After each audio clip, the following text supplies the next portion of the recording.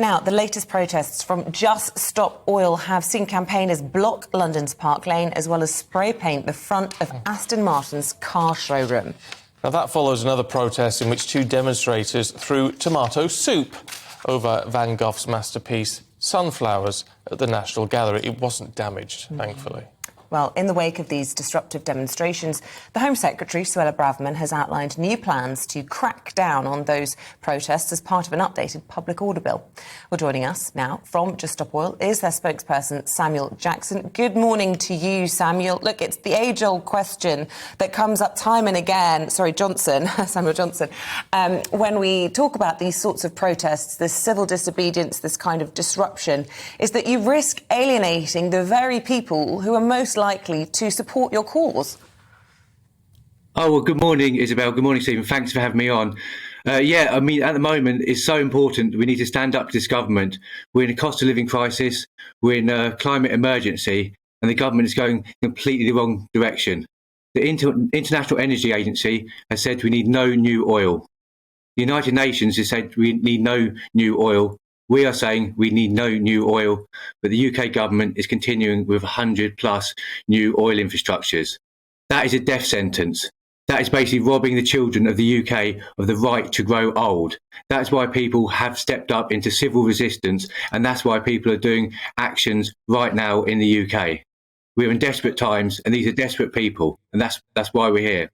Well, look. A lot of people may disagree with what you're saying. A lot of people watching and listening may agree with you. However, explain to us, why is throwing tomato soup over a Van Gogh masterpiece, I mean, how does that help your cause? How does that help your message? Well, that action has got the message worldwide. It's gone around the globe. It's been seen by like 50 million people. And the thing about that is everyone loves that painting. That painting is just, everyone knows it. It's beautiful, absolutely beautiful painting. That painting is protected by glass. The people of the UK are not protected from the oil companies and the corrupt genocidal government. And that is a fact. That is why people have to step up into civil resistance.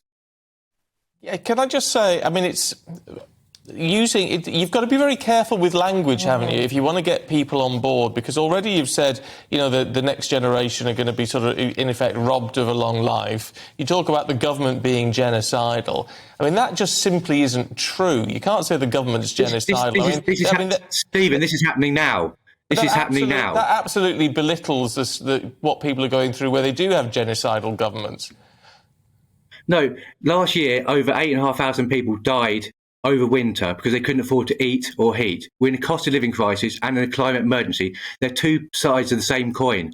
I have a friend in Scotland, he's a paramedic. The definition of genocide, because dying from not being able to heat or eat your home is definitely not genocide, just to clarify on that point. And when it comes to actual lives being lost, we've seen footage over the weekend of ambulances. I have a friend, he has to go into people's homes. May I finish? He has to go into people's homes and they're dead on the sofa with the TV still on. These aren't old people. These are people who have died because they can't afford to heat.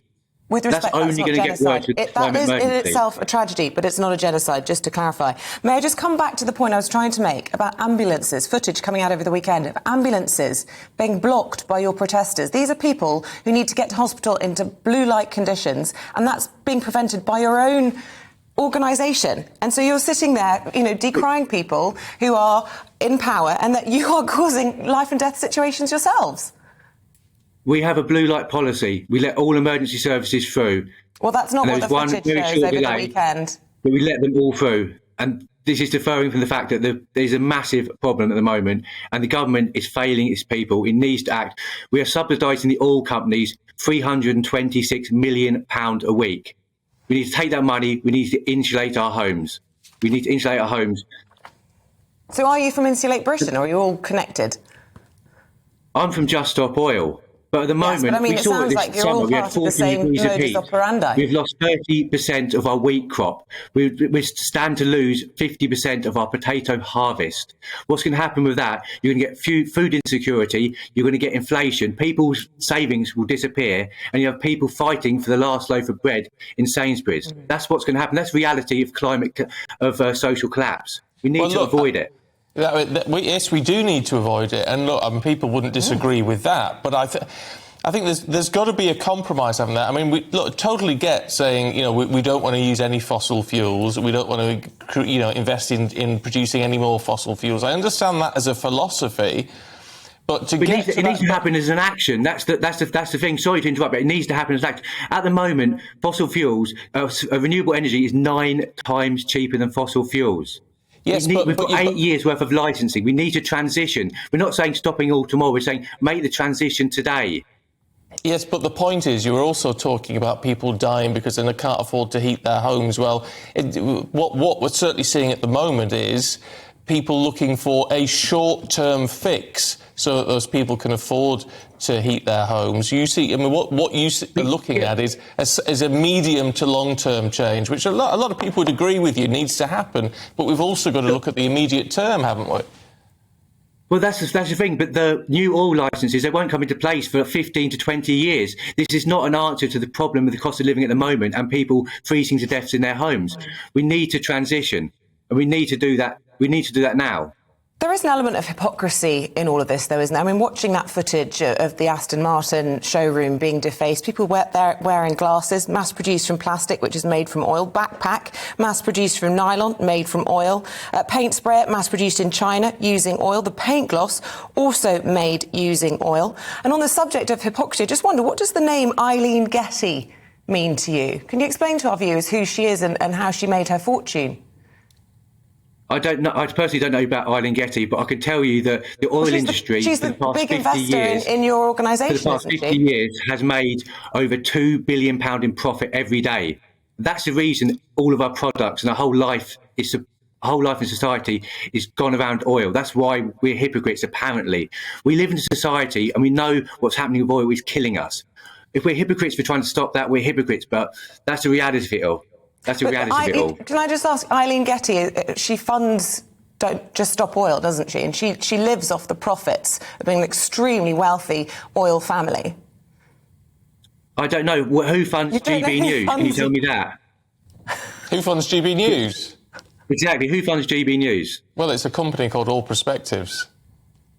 Yeah, and where's that? Where's that from? Because you asked me where we're funded, so where are you funded from? Yeah, we could invest. We've got a number of investors. Yeah, we've got investors, and we could tell. I don't know the names off the top of my head, but then are these investors that are funded by oil? Pardon? Are you invested from states that are funded by oil? Oh, that I don't know. Pass. That I don't know, but I mean, Getty's a very big name, isn't it? I mean, that's the point Isabel's making. Funder, yeah. I'll answer your question if you answer mine. Well, I have to say, I haven't got the details. Are you funded by all states? Are you funded by all states? Yes no, or no? we're not funded by any states, just to be clear. Yeah. Look, I think we've kind of drawn a conclusion in all this. I'll tell you what I would say to you, though. I'll tell you what I would say to you, though, Samuel. I'll tell you what I would say to Samuel in all of this is you come on and you get a comparatively aggressive interview, right? That's just it's a passionate interview. We're in desperate times. It's passionate. If you feel if you're affected by the cost of living crisis, the climate emergency, come to Westminster every day at 11 o'clock. Come join us in civil resistance. Listen to me a minute. The reason you end up getting an aggressive interview is because you're carrying out aggressive acts. It's not the way to properly get your message across to those people, because it's about converting people. The people who support you now would listen to you and go, yeah, he's making our point, he's standing up for us. But you need to convert people who currently aren't on side with you, don't you? We are getting positive messages. The main thing is if the demand is reasonable. The demand is reasonable. It's needed to happen. If people believe in the demand, the actions, even though they disrupt people for a temporary time, the long-standing benefits of getting off oil are evident. Everyone knows what they are. We need to do it. And the truth is, it's not going to happen unless people stand up to our corrupt, genocidal government. Many people would agree it needs to stop. They just question the means with which you do it. Look, it's been interesting talking to you anyway. Samuel Johnson, thank you so much. Spokesperson for Just Stop Oil. Yeah, your thoughts on that would be very welcome this morning. I just sort of think they're missing the point, really. Although I was talking to a professor yesterday who was saying, well, look, people do need to, it's like, how do you get your point across? Because he's tried to do it for 25 years in a sort of more normal way, if you like, and hasn't had a lot of traction. So perhaps it is all about generating headlines and But a lot of people just say, well, it's just vandalism. It just alienates. I think it just alienates people. A lot of people have sympathy. A lot of people want to do the right thing by the planet, by their future generations. But going around trashing things just makes you look like a yob. Let us know your views.